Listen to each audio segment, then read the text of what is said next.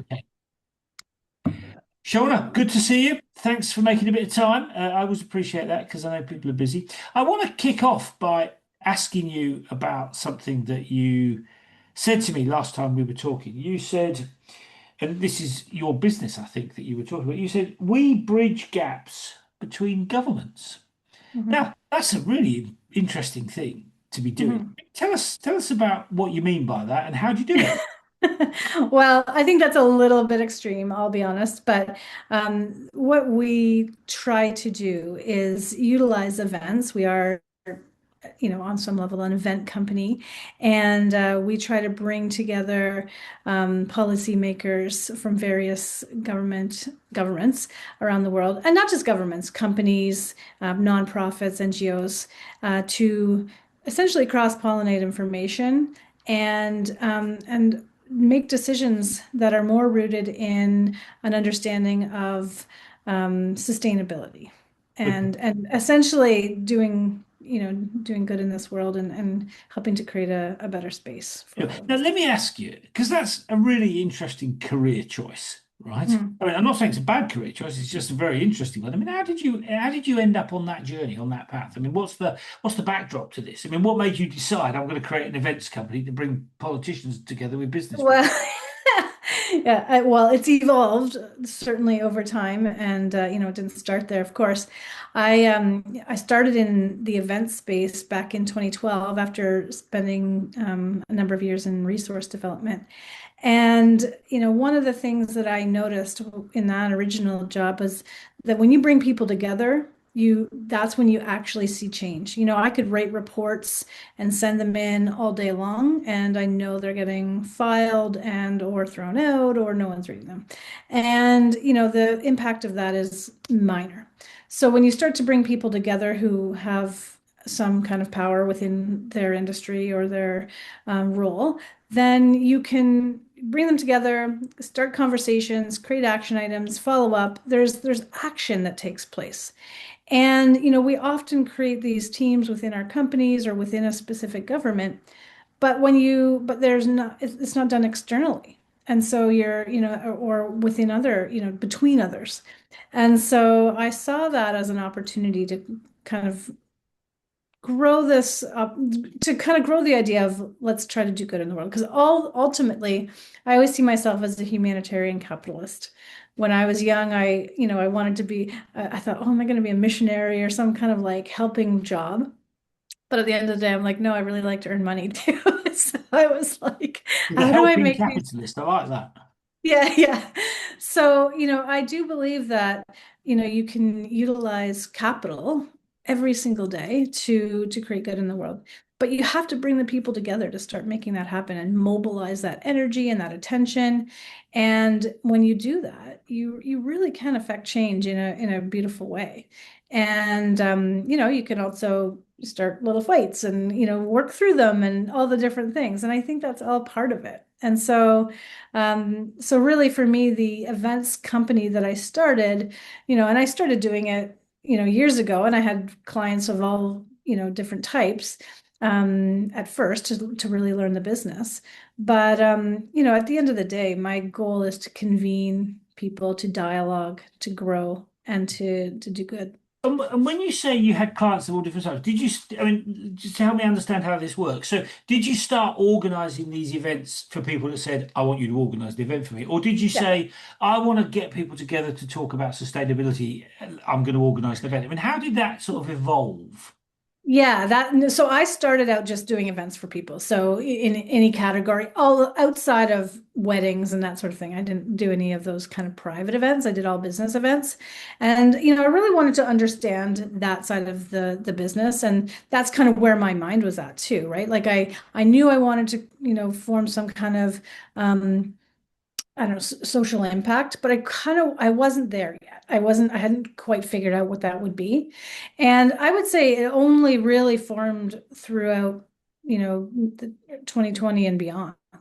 And when I kind of shut my company down actually during the pandemic, because in Canada we weren't able to have any events. Yeah. So then I shut it, I essentially shut it down and did a lot of work on myself and my business and what I wanted to get out of it.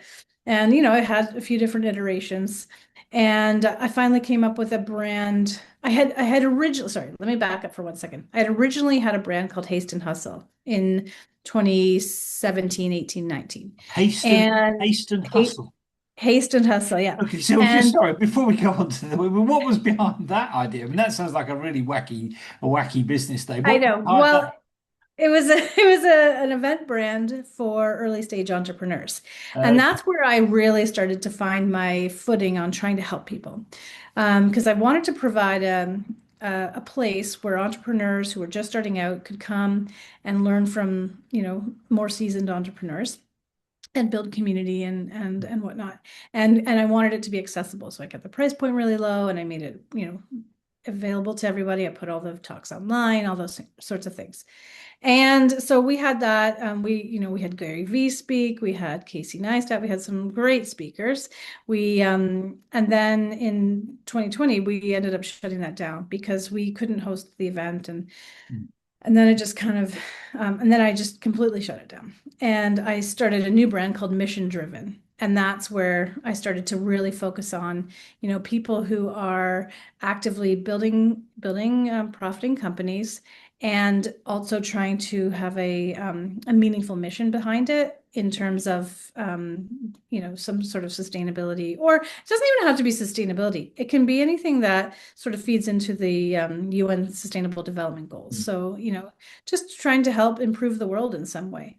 So And let me ask I'm a you, huge. sorry, let me just ask you about the sustainability piece, because Mhm. sustainability can mean an awful lot of different things, Yeah, can't it? I mean, yeah. which bits in particular interested you, and what was behind that? So gender equity is a big one for me, Yeah. and erasing poverty is a big one. Ocean sustainability and decarbonization; those are Okay. ones that mean a lot to me.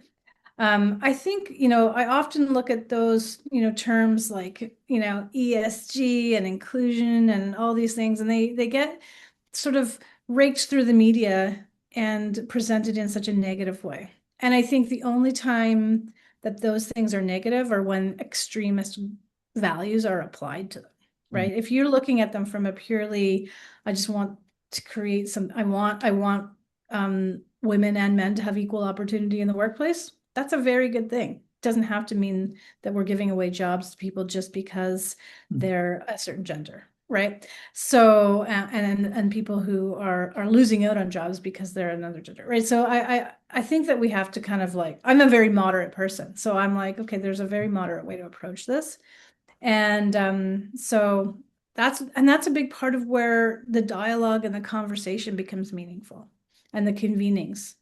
So Okay, and yeah. let me ask you about that dialogue piece. Mm. Um, I mean, look, a lot of my experience is that you get a bunch of people in the room, all they want to do is argue. I Yeah. mean, how Mm. do you, when you run an event, for example, how Mm. do you go about facilitating that dialogue? Because it seems to me I mean, one of the things about events is that it enables people to have a dialogue. I mean, they don't always do it, but Yeah. you can do it. I mean, how do you facilitate that broadly? What would you say is the kind of key things to think about around that? Well, the biggest thing is preparation and Yeah. curation. So, first of all, you're curating the exact right people. So, you're finding people who have expertise in the field for sure. They're not just, figureheads and they don't really know much about it. They have to be experts in the field. They have to be good speakers. I Yeah. want someone who can communicate clearly and eloquently. I want a group of people who even have some familiarity with each other. That's always kind of nice, although that's not always the case. And then have a really strong facilitator of the panel, or if it's a speaker, then that's not necessary, of course. And then working with them to have a very clear outcome. So I always prepare a document that says, this is what we're trying to achieve. This is the dialogue I want to sort of see happen. These are some key points. But I also want them to really take it and run with it. So I put them together. I let them have a meeting together because it's usually panels. So I want them to meet together and prepare questions for one another, have conversations. I want them to understand what each other's perspectives are. And I also really love when there's counterpoint. on a panel.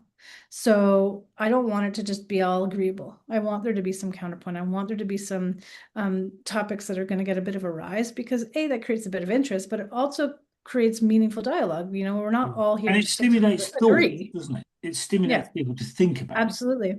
And so those are, good preparation, good curation and good preparation really, really enable. And then the last thing that I've recently learned in the past year is to host, to allow time. Because, I noticed this in Davos. So, I was attending all these sessions in the World Economic Forum this year, and you get like 20 minutes on a panel, and it's like everyone gets through their kind of their key points that they've got prepared and their introductions, and then it's over. Yeah. Whereas I've done a few events recently where we've allowed like an hour to an hour and a half for a panel. And the amount of information, the strategy, the technical expertise that comes out is mind-blowing. And the appreciation from the audience and the room, overwhelming because you actually get to the dialogue as opposed to just these kind Yeah. of like Yeah. canned talking points. Yeah. And let me ask you, I mean, I've never been to Davos. I've never been to the Mm, World Economic Forum. I mean, mm. what made you decide to go there? I mean, I'm presuming you were totally responsible for organising. I mean, maybe I'm wrong. Maybe you did organise the Yeah, no, no, no. But what was it So what was it that made you want to attend there? I mean, it strikes me as that's. I mean, I know a lot of economists that go, and I'm an economist, but it all strikes me as a bit dull. I mean, what was it that you wanted to get out of it, and was it dull or was it exciting? I mean, it sounds to me maybe I'm Well, wrong. Maybe it's I've been really a exciting. sorry, I've been a number of times. It's Right. I get typically brought in to host events. So I Yeah. have different clients that are hosting side events. Because the thing about Davos is it's actually mostly side events. So you have the World Yeah. Economic Forum as it is organized by that organization, but then you have the entire town gets taken over by side events run by Meta, Palantir, KPMG, Deloitte. Like they all have their events that they're hosting alongside. And so lots of companies do that. And so I've been brought into, and what they do is they rent out these spaces and then they host, daily panels all day long and then parties at night. And so you can go to the KPMG house or the LinkedIn house or whatever. And then there's panels in the day and you can go to a party at night or a dinner, whatever they're hosting. And so I've had clients bring me in to do that almost every year. And then I've subsequently just gotten really connected to the whole community down there. It's not dull. It I'm can glad to be. hear it. It can be. I mean, I think there's certainly, depending on where you're going and what you're doing, you really need someone who knows what they're doing to help you curate your experience there before you ever go. If you've Yeah. never been, Yeah. find someone who has and get them to help you. We do that for a lot of clients, actually. That's the other thing we do there. We create like a concierge service for people going to Davos because it's so weird. Yeah. And but yeah, I actually like it mostly. It's high stress. And you just have to know the ins and outs. The first year is always the hardest year Yeah, for no, I'm me. sure. I'm sure because that's when you're learning everything, isn't it? Let me Yeah. ask you about building a business because I mean, your particular business trying to, I mean, you work globally. I mean, it's not just Davos, is it? I mean, you work Mhm. globally. So I mean, when I talk to entrepreneurs, most of them say that building a business is like riding a roller coaster, good days, bad days, Yeah. highs and lows, etc., etc. I mean, what is it that about this game, this business, the events world that motivates you to kind of jump out of bed every day and get stuck in to ride that roller coaster? I mean, what is it that about this for you? Well, I mean, I've had a tremendous success and tremendous failure. I'll be honest. Like it's not ever been this smooth sailing. It is a roller coaster. I think anyone who says it's not, I don't know how they've escaped that or if they're just lying. And but I mean, I love getting people together. I love seeing change happen. I love like we had an event last year where we ended up helping fund an entire Indigenous business community. Wow. And I was like, and it just kind of came naturally out of the dialogue. And And I just take so much, I get so much excitement about that. And I get people phoning me and saying, "Oh, because of my business, I did this," and or be sorry, because of your event or somewhere I attended that you hosted, we grew and we did this and we got this much um capital in or whatever it looks like, something positive. And I love that. I love those Yeah, phone calls. yeah, And I love getting together with people. I tend to be very introverted, surprisingly, but I'm extroverted for my events, and I get a lot of excitement out of meeting up with people. yeah. I mean, it sounds Then certainly I go sounds home and crash. exciting. Certainly sounds exciting. Let me ask you, how do you? I mean, how you feel about being a CEO? I mean, one of the things that I think is interesting is that the job of the CEO, if you like, is to kind of draw it all together and make it happen. I mean, Mhm. often you work with lots of other people, the finance people and the tech people, and but Mhm. the job of the CEO is to kind of build the company, to kind of bring people together and ultimately to figure out where to go and how to make it happen. I mean, how do you Mhm. feel about that job? Well, I feel like for myself, it's very accidental. And it's not necessarily my biggest strength, I'll be honest. It's, something that I've had to really work hard at Mm, to be effective. And, some days I'm pretty good at it. I think the one thing that works for me is that, I'm likable. People want to talk to me, and I really do, like people, and I want to help people, and I want to see things grow. And I'm also very strategic. So almost to a fault. So everything I do is filtered through a lens of strategy. And I meet a lot of people who are more in the operations who aren't strategic, and I have to really like pull them into the strategy side of it. And sometimes that's hard. I'm not always like this great communicator because I just get so focused on the job and doing mm, and all that yeah. stuff. And I think that's a bit of a weakness. I think certainly great communication is crucial for growth. But I don't know. I do like it. I have fun, fun growing it. I tend to be kind of one of those people that just wants to do what I want to do, Mm. and I'll just continue doing it until I succeed. Yeah, nothing wrong with So, that. Nothing wrong with that. And let me ask you about the journey that you've been. I mean, have you sort of, as you've built the company, have you had any things that have kind of really surprised you, sort of, that come out of left field and thought, oh God, I didn't think that was going to happen. I mean, have you had those sorts of moments? oh, for sure. Like over time, there's lots of those sorts of things. But I think the biggest one is really trying to um, manage boundaries. So what do And, you mean by that? so Explain what you mean by that. yeah, so like working with people and having strong contracts and being very clear about outcomes, because the event business is very tricky because there's so much that gets done behind the scenes that Yeah. like my clients don't see 90% of my work, but it's being done. And Yeah. ideally that's kind of how you want it, but there has to be some like very clear um communication around all that is happening, and then the boundaries of them saying I want you to do more and more and more because they don't see what's happened, or what is happening. And so those expectations, I don't know if I'm explaining that very well, but just being very clear about outcomes, expectations, and the work that's being Yeah. done, Yeah. and then just having a very clear contract that outlines all of it. And I think people, what I've noticed is that people very commonly overestimate their own influence. So they'll come to me and say, "Oh, I want to host an event and do all this." And I try to pull them back. I'm like, "Okay, well, let's start small. Let's grow it, let's be strategic about it, And they're like, "No, I have this list of thousands of, emails that I've never emailed, but I have this list, and I have I'm sure I can make social media work, and I know this, and I've done this, and this interesting." And they think that they know everything.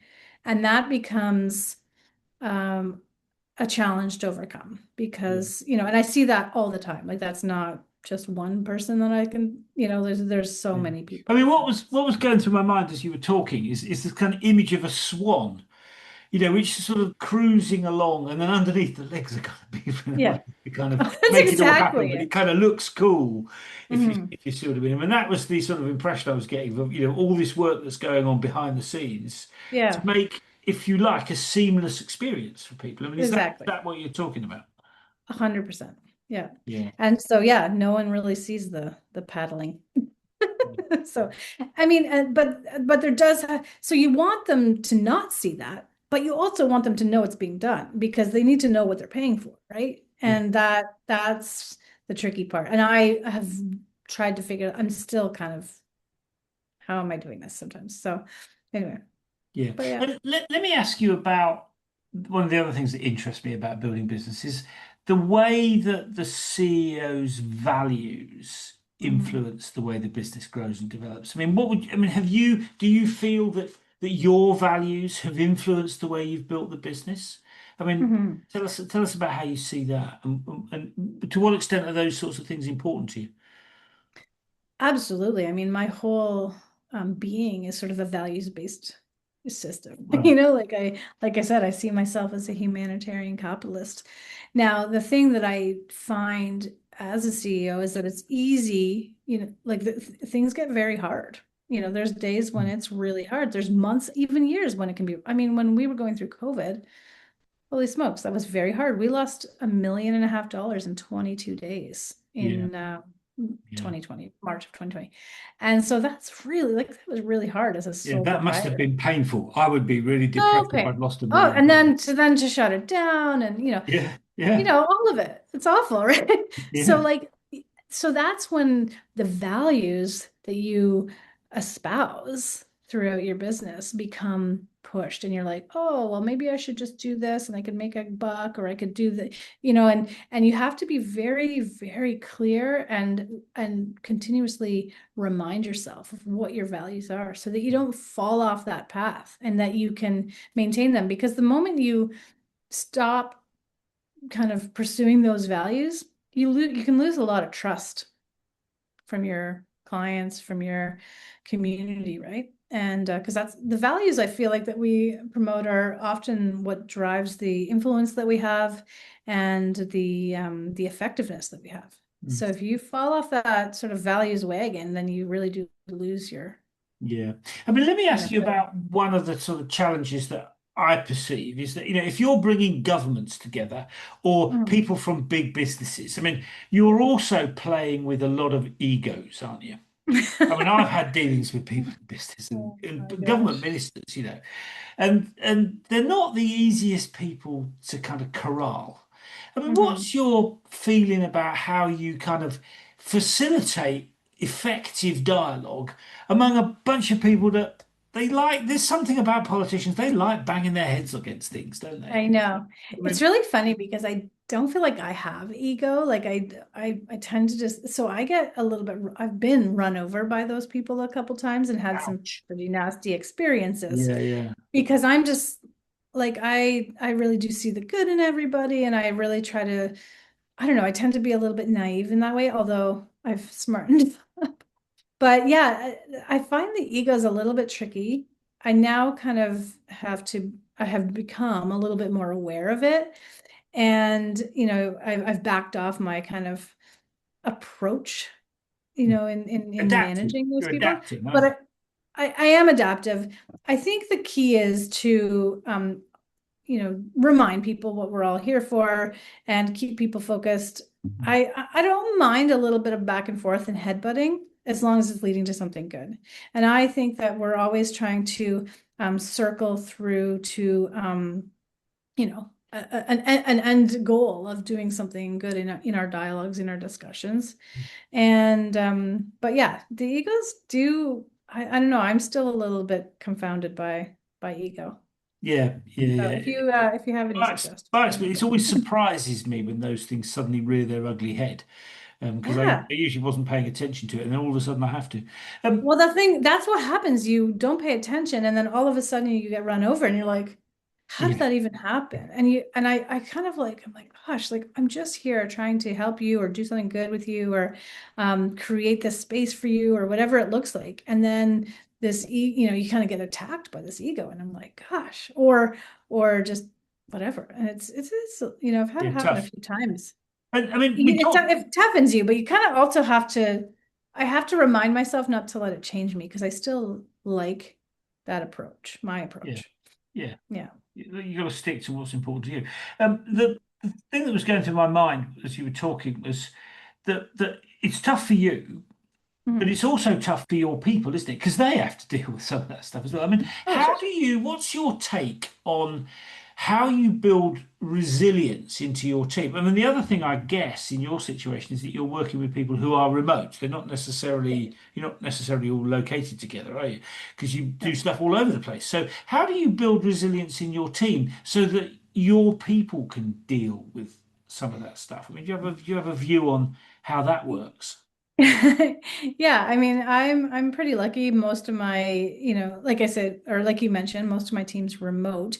So the way that we work together is, we're communicating a lot this way, through Zoom and various other things.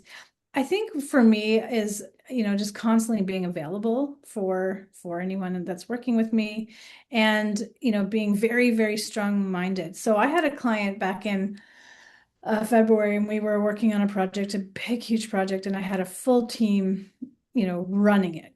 And I was more just, you know, the head of the company. So, but the client was really, really challenging. So I just jumped in. I was like in Africa, you know, but I just jumped in because I knew that we needed to, um, I knew that they needed my support and I wanted to always be there. The one thing that I learned early on in my career is that no matter what, the buck always stops with the head of the company. Yeah. Right. And so I don't want my crew getting lambasted or being raked over the coals over something. I want to be that one. Not that I want to be that one, but I will be that one for them, right? So I think that there always has to be that bit of a buffer and that acknowledgement that I'm here in it with you and I will walk with you. And so, and they were great clients. It's not that they were bad, they were just really challenging because it was a very short timeline and challenging project. And so we just really had to pick up the slack. So I just really helped out as much as I could. So I think it's really just about acknowledging, my role to my team, making sure that they know I'm always in it with them and I will always have their back, and always being open to, backdoor communication. So we're always chatting with each other. I'm encouraging them, I'm helping them, all those sorts of things. And that's a big part of it. Yeah, no, I can see why that is important to you. The other thing that sort of interests me is because you just talked about how you were working in Africa and you're based in Vancouver. I mean, one of the things that's interesting in business today, when you're building a global business, is that doing business in Vancouver very different from doing business in New York, which is different from doing business in Nairobi or Hong Kong. I mean, Oh yeah. what's your take on that kind of localization thing about how you tailor what you do to the particular environment that you're in? I mean, if you're in lots of those, that also must be pretty challenging. I mean, have I understood that right? 100%. And I think never ever take for granted that they're the people that are willing to support you from each region. And also know that there are so many different ways that businesses operate in every different spot. And we have to walk into every local area and say, all right, how does business get done here? Like, for instance, in Nairobi, there's a lot of differences for how events happen. People don't typically pay for events there. They just get invited and they go and they're covered by the company or whatever. So if you're trying to sell tickets, it's a very different experience than if you're trying to sell tickets to an event in New York. People don't even think twice. They just ask you the price, And so, you have to, and that's just one example. So every area has different rules of how they operate business, how they, attend things or whatever that looks like. And so I try to approach every single area by finding a champion in that area. Okay, so you look for a And partner that will support you and promote what yeah, you're every doing. Yeah. time. And I think if you are trying to work within an area around the world, it doesn't matter where it is, you need to have people on the ground that understand the Yeah. culture, understand the logistics of the area, even just like the time, like, how long does it take to drive between two locations if you're trying to get people around in downtown Delhi as opposed to down, the rural parts of Wyoming or something. You know what I mean? Like Yeah, it's gonna, yeah, like it's totally different, right? So, and it's so funny to me how different every area is. yeah. And And, let me just explore something that you just touched mm, on there, because mm, I mean, you the thing that I was talking about how it's doing business in different places is very different, and you're basically confirming that. How does that shape down in relation to sustainability? Because I know your big theme in your work is mm, sustainability. I mean, how does sustainability look, if you like, in Nairobi compared to mhm. sustainability in, I don't know, New York? I mean, what's Well, your I mean, there's probably not a lot happening on that in New York at the moment, given Mr. Trump. yeah, But yeah, what I mean, so, in terms of the way those specific issues mhm. uh, are tailored or Yeah. develop in different ways. Well, one thing I know to be true is that you will find people who care about the things that you care about in every area you go to, if you just have to find them. And so, we only do events in areas where we have some sort of community. I think if you're hosting an event or trying to build a business or trying to build a project or whatever it looks like, and you're doing it in a new region, you have to have a community there and you have to have champions and you have to have people. So for sustainability, I mean, the community that we have there, they are the sustainability community in Nairobi. We have a sustainability community in Zurich. We have a sustainability community in London. We work with the people that we already, if we don't have a community in a location, we're not going to it Yeah, because then we're just going to fail. So we try to find the people and then build the yeah, project. yeah. So.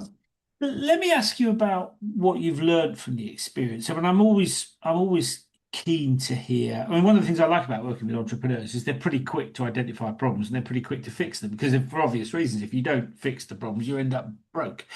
So, unlike politicians who would never admit they've ever done anything wrong, I mean, entrepreneurs are much better at that, much more open. Let me ask you, what would you say is the biggest mistake that you've made, and what did you learn from it? Oh my gosh. How long do you have? I've got a while. I think underestimating the influence I have over people in my. So just explain that. What do you mean by that? Yep. Yeah, so when clients hire me, they have these expectations. When I hire staff, they have these expectations, and then they subsequently set goals and different things around those. And I think it's important to identify that those, hirees, those clients, they all have these expectations of you, and they're tied to something greater usually. Like a client's going to want you to help them build an event because they wanted to help grow their bottom line, they wanted to help grow their business, and they're going to then hire 10 people or whatever it looks like. And if we don't if we don't identify the goals and the humanity behind the specific project, we really lose out. Like I've definitely been I've definitely made that mistake in the past where I forget that people have all these goals and expectations attached to the project beyond just okay, I'm going to book in a venue for you and I'm going to bring in some speakers. That's just the logistics. Mm. The goals and the growth and the humanity behind a project is really what is important to remember. So what you're saying is it's about understanding the motivation of Yeah. the client. Yeah. Yeah, Yeah. I mean, things that if matter to if them. yeah, if a small business owner or even a nonprofit, say, hires me to help them build a project that's going to then create, a growth or help them kind of generate capital funding for a big project. Well, that's the expectation that they're hoping to, and the outcome that they want to see, right? So yes, I can come along and I can build out the program and the event, and everyone's going to come and whatever. But I have to remember that if I fail at this, or if I don't do well, or if I don't, then the expectations they have, this capital that they're trying to raise, or this, the outcome that they foresee that's much bigger than what I'm being hired to do, that's the failure. And I think it's important for me to remember. And I've been guilty of forgetting that So no or not pressure seeing. then. Yeah. No pressure. Mhm. Um, Yeah. Let me ask you about the flip side to that. Yeah. What's the thing that you enjoy most? Oh, helping people. I love it when we do achieve those outcomes. And, like I said, I love it when, people call me up and say they've, something great has happened in their business or in their nonprofit, or, we've connected people and they're now doing a project together. I love those phone calls. I love knowing that I've affected change. And then, moving forward, I'm so excited about some of the projects we have coming down the pipe to bridge some really large systemic gaps. Well, You know, let's come back to that in a moment because I want to ask you about the things that are having this. But before we get to that, let me ask you about if you were to start again, right? mhm. If you were to go back and start from scratch, perhaps knowing what you know now, I mean, what would you do differently, perhaps? Oh, a bunch of things. I would hire well, I'd try to find a partner right off the bat, like a business partner to manage some of the like more business side. Like I tend to be very visionary and like I'm creative and a bit, pie in the sky kind of a girl. And that's worked well for me, but it also has, I've mismanaged, not intentionally, but mismanaged funds and like not done things properly in my accounting and had to go back and then, Yeah. been caught and not caught, but like I've had to like fix things and, and then, even just like around hiring, all the different like business practices that are, that require, process and attention. They're the challenging things for me. Paperwork, Yeah. you know. Yeah. So, I've gotten way, way, way, way better at it. But I mean, I think at the beginning I would have benefited from someone who could really just kind of manage some of that side of things. Yeah, yeah, I understand that because it's those sorts of things that often trip you up, as you've just identified. I mean, I've been tripped up Oh by yeah, forgetting for sure. to do And stuff.